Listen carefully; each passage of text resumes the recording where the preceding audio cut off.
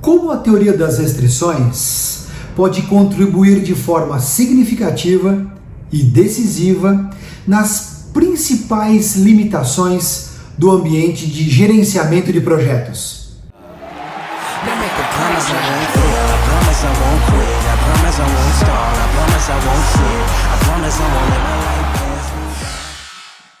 Hoje eu tenho o imenso prazer de conversar com um dos maiores especialistas, inclusive em gerenciamento de projetos, à luz da teoria das restrições, da Goddard Consulting, o Ricardo Leite, que atua na companhia há 8 anos, teve a oportunidade de conduzir projetos na Petrobras, na Procter & Gamble, na Riachuelo, na Icatu, na Starrett, bem como em tantas outras companhias ao longo da sua longa e tão bem sucedida carreira. Ricardo, um bom dia, é um prazer enorme falar com você hoje aqui. Bom dia, Fabiano. Obrigado pela introdução gentil aí.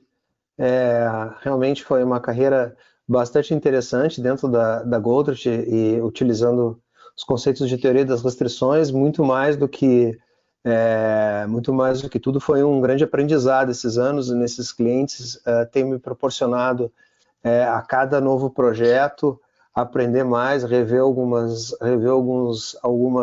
paradigmas, algumas verdades. Então eu tenho tentado contribuir da melhor maneira possível e realmente tem sido uma jornada bastante gratificante ter esses anos aí dentro da Goldrich. Bacana, Ricardo.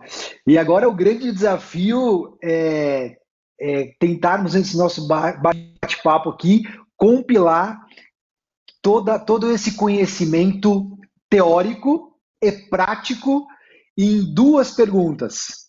Apesar de serem 2, talvez as respostas não sejam tão simples assim.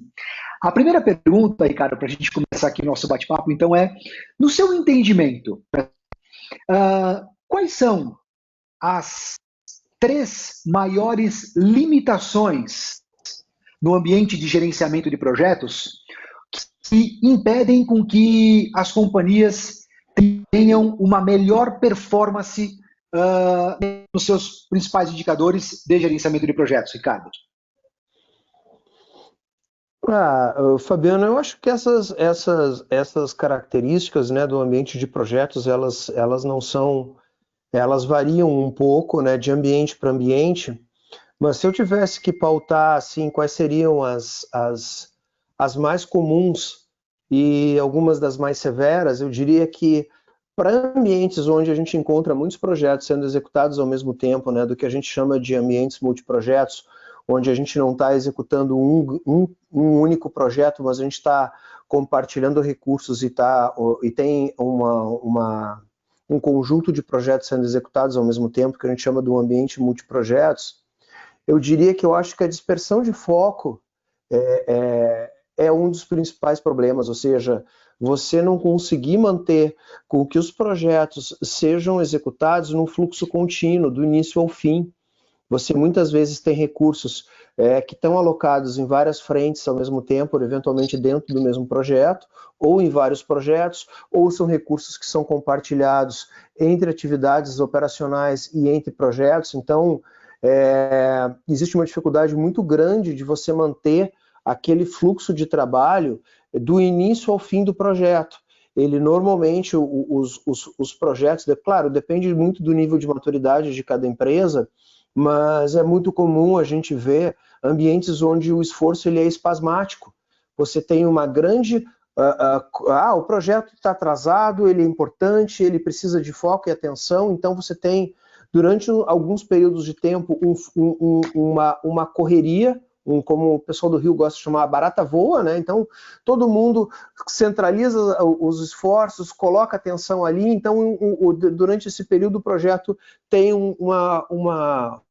digamos, um progresso relativamente bom, mas ao mesmo tempo aí outros pratos caíram no chão, porque a partir do momento que você correu e todo mundo abafou esse projeto aqui, algumas outras iniciativas ficam atrasadas em detrimento desse.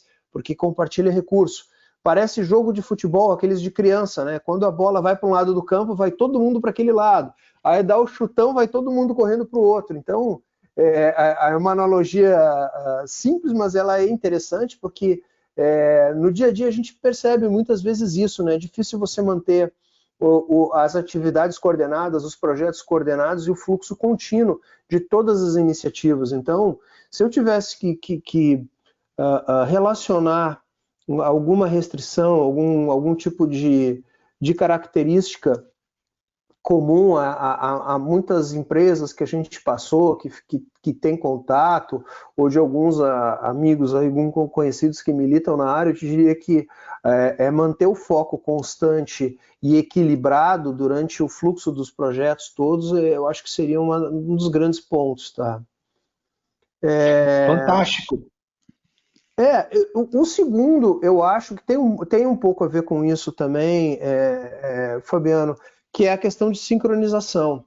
A gente usa muito essa palavra dentro de teoria das restrições, né, de como é difícil sincronizar as coisas, e principalmente prioridades.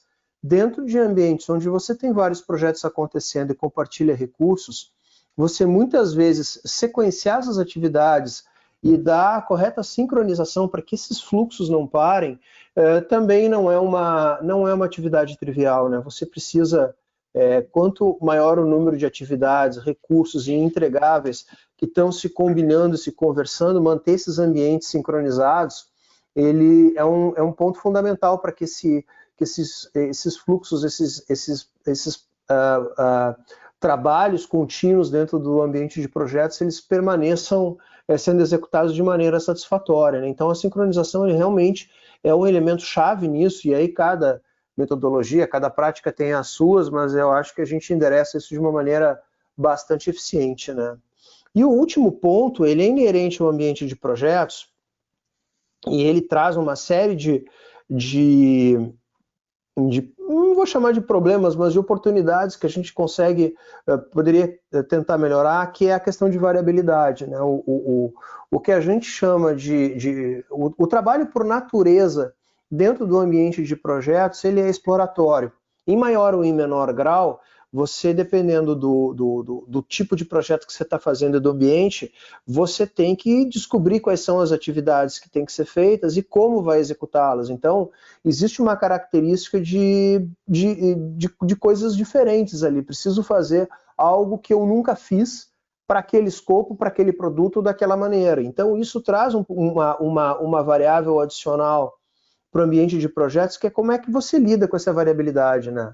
Muitas vezes você tem que fazer algumas estimativas de quanto tempo eu preciso para fazer essa tarefa, quanto isso custa, e essas respostas elas não são uma ciência exata. Muitas vezes você está submetido a coisas que têm que ser feitas pela primeira vez, seja por uma característica diferente do escopo, seja por uma característica diferente do ambiente que você está, da instalação que você está fazendo. Então, isso serve para projetos, tanto projetos industriais, projetos de tecnologia. Você é confrontado com algumas coisas diferentes. Você precisa montar dentro do seu time, montar primeiro dentro da sua linha de trabalho, como vou executar aquilo.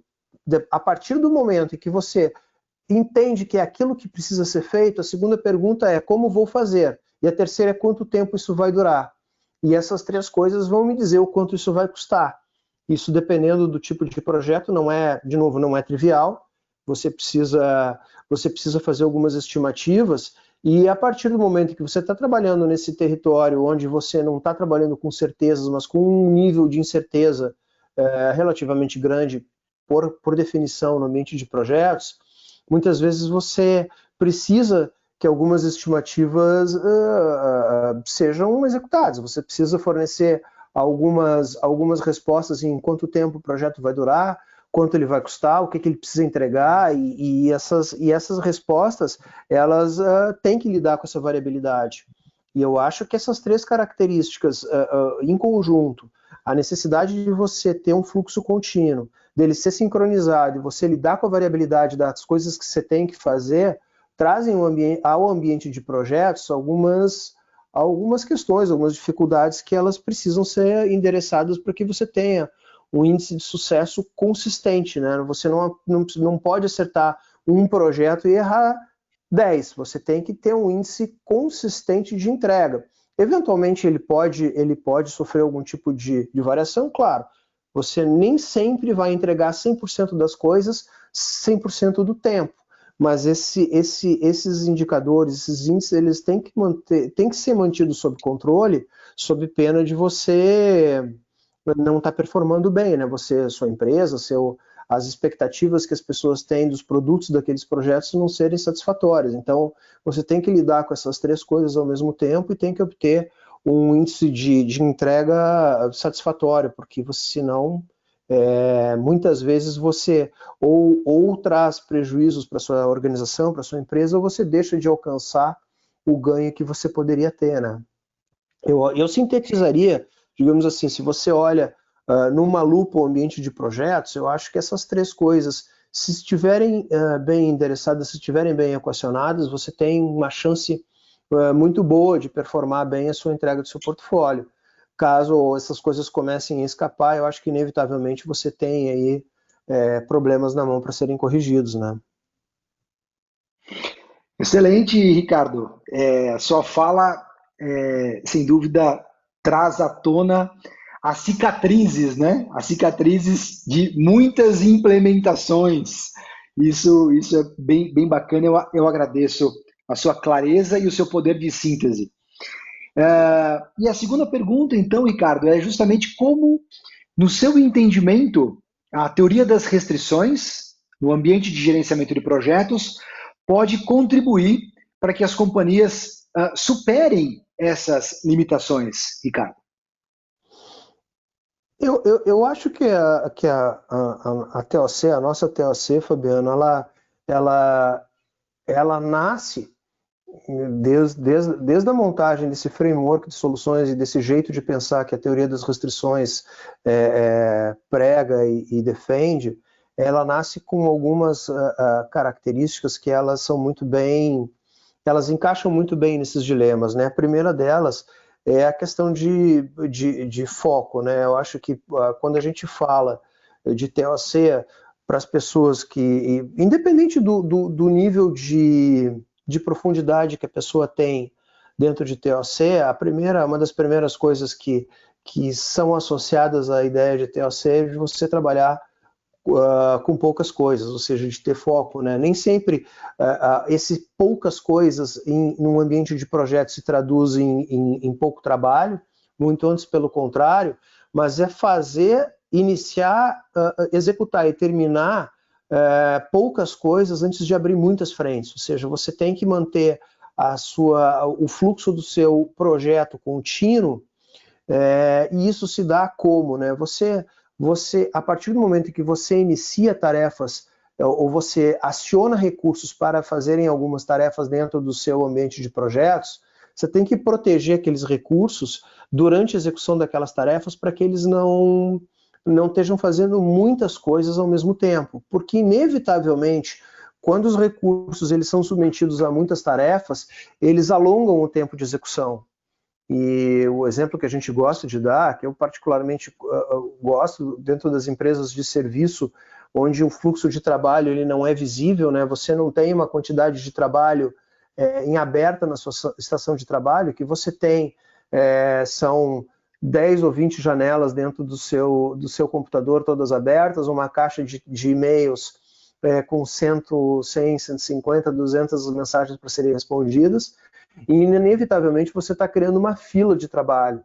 Quando essa fila ela se torna muito grande, o que você está causando no seu ambiente, tanto no seu trabalho, quanto no trabalho de todos os recursos que dependem do seu, você está causando delay, você está causando atraso, você está causando um acréscimo de tempo desnecessário ao ambiente. Então a gente procura, através do foco, reduzir essa quantidade dessa fila, reduzir esse tempo necessário na execução dessas tarefas. Então eu acho que a TLC, por definição, ela já endereça esse ponto.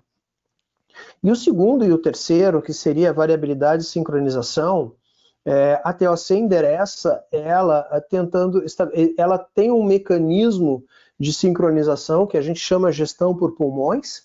Na verdade, quando você lida com variabilidade dentro do ambiente de teoria de restrições, você acrescenta dentro do seu fluxo de trabalho alguns pulmões, sejam eles de tempo, no caso de projetos, para que a gente consiga ter um nível de pontualidade mais assertivo, ou seja, a gente estabelece pulmões proporcionais à variabilidade que a gente acredita que o ambiente tenha.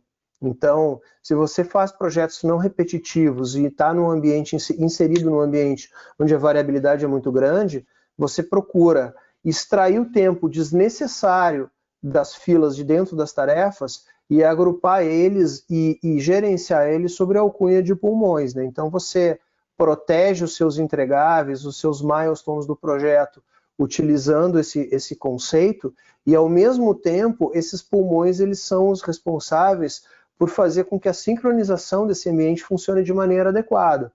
Então, do ponto de vista técnico, eu diria que a teoria das restrições ela endereça nativamente, né, ou seja, por definição, por desenho, as questões de dispersão de foco, de falta de sincronização e de alta variabilidade. Então, eu acho que do ponto de vista técnico, a gente tem, digamos, algumas ferramentas na nossa caixa que ajudam bastante esses ambientes a prosperarem, né?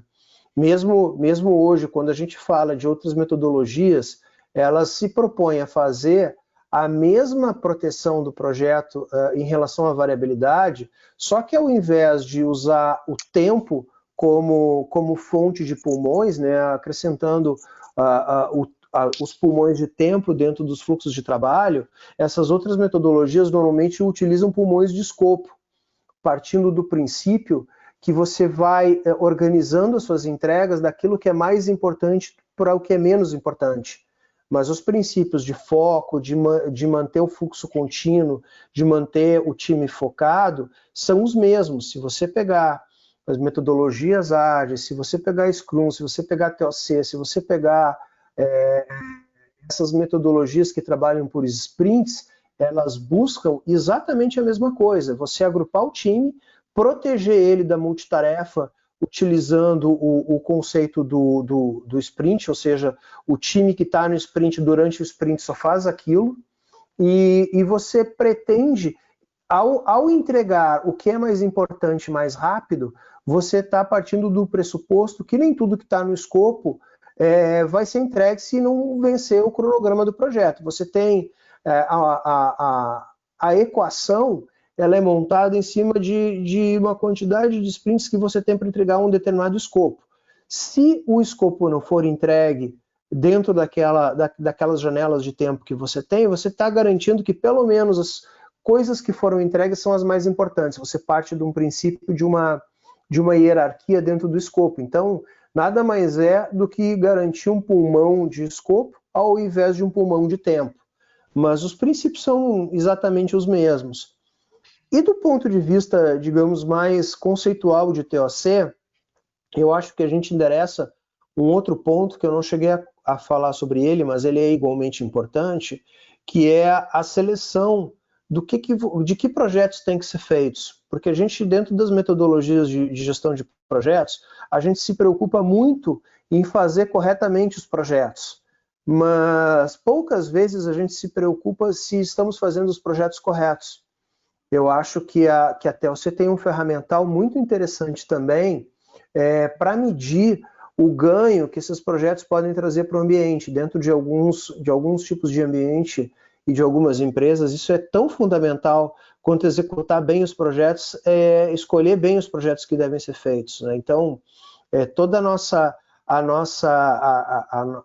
de novo, o nosso framework de trabalho tem ferramentas muito boas, tanto para selecionar os projetos dentro de uma gestão de portfólio adequada, né?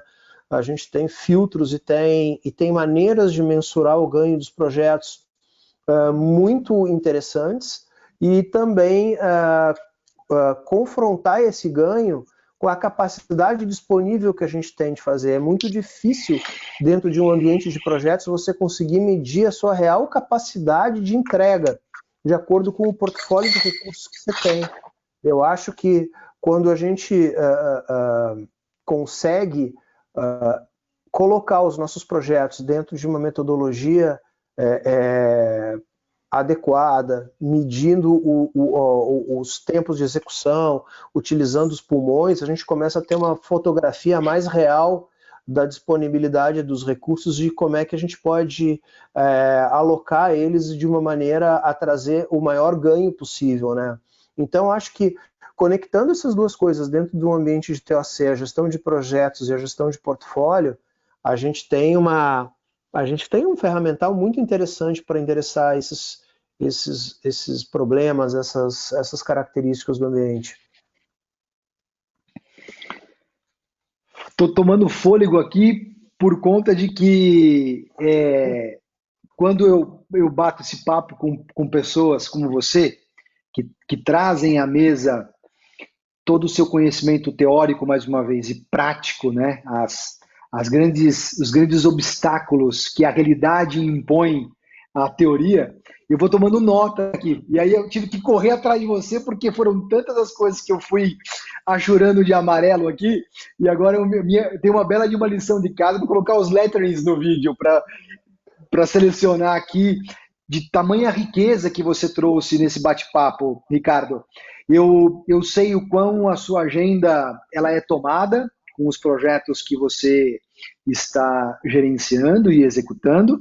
Então eu reitero meu profundo agradecimento por você ter encontrado esse breve espaço na sua agenda para que nós pudéssemos bater esse papo sobre como a teoria das restrições contribui de forma efetiva nos maiores desafios aí no ambiente de gerenciamento de projetos. Muito obrigado, Ricardo. Obrigado, Fabiano. Eu que agradeço a oportunidade. Esses bate-papos com você, ele está sempre listado, né? Eu gosto de pensar no final do dia as coisas que eu fiz que eu precisava fazer, as coisas que eu fiz que eu gosto de fazer e as coisas que eu fiz que eu não precisava e não gosto. E essas conversas e assistir os teus vídeos e retomar algumas das coisas, pode ter certeza que está no topo da lista das coisas que eu gosto de fazer. Então, eu sempre vou estar disponível para esse tipo de conversa, para essa ajuda, para qualquer coisa que eu possa contribuir, tanto para poder incentivar as pessoas a entender um pouco mais, a ler um pouco mais, a saber um pouquinho mais de TOC, porque ela vai se tornando, o seu contato com essa matéria, ele começa de uma maneira incipiente, muitas vezes tomando contato com algumas ferramentas, mas ele vai tomando corpo, pelo menos no meu caso, ele vai tomando volume, até se transformar realmente numa maneira um pouco diferente de pensar nas coisas. Então, de novo, essa mania que eu tenho de contabilizar o meu final do dia separando essas coisas nesses grupos, vem da TOC e pode ter certeza no que precisar aí para ajudar a despertar o interesse e provocar montar algumas provocações em relação a alguns paradigmas que existem no mercado, principalmente de gerenciamento de projetos. Eu vou estar sempre à disposição, Fabiano. É um prazer ajudar aí. Ricardo, você precisa repetir, porque mesmo aqui na nossa despedida, você mais uma vez me ensinou algo novo. Você separa em 3 grupos. Quais são eles? Você pode repetir para eu tomar nota, por favor? Aquelas coisas que eu preciso fazer, ok. Aquelas coisas que eu não preciso, mas eu gosto de fazer, e aquelas ok. coisas que eu não preciso e não gosto, mas que tu termina fazendo. Então, Excelente, excelente. mas essas coisas, Fabiano, é o jeito que eu faço. Eu não chego a ser tão pragmático ao ponto de fazer a pizza, né?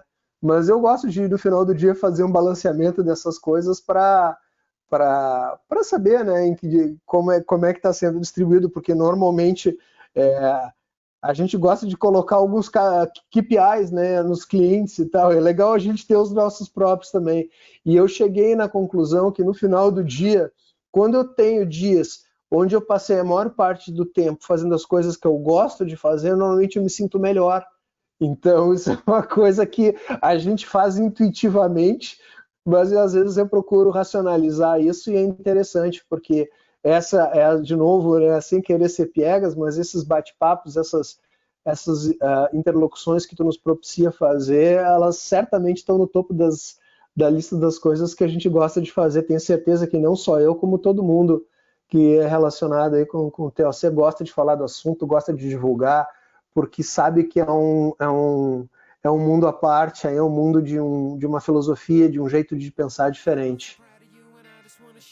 Excelente, Ricardo, mais uma vez, muito obrigado. Um excelente dia para você. Pra ti também, Fabiano. I'm so proud of you and I just wanna share the love. I'm so proud of you and I just wanna share the love.